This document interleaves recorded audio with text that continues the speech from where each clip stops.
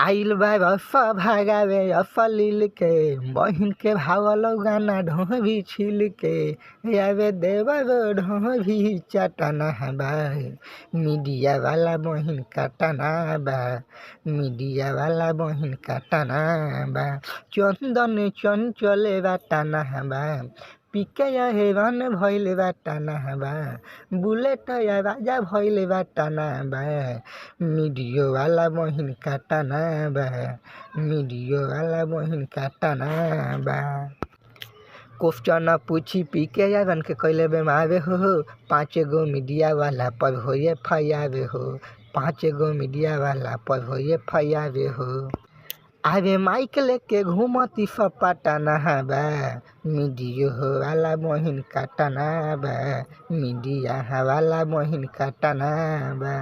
नमस्कार दोस्तों, मैं हूं आप सबका छोटा भाई सनोज बिहारी और ये गाना कैसा लगा आप सबको उन चुतिया मीडिया वाले के पास ज़रूर आप लोग सेव करके भेज दीजिए। उनका जवाब के रूप में ये गाना है।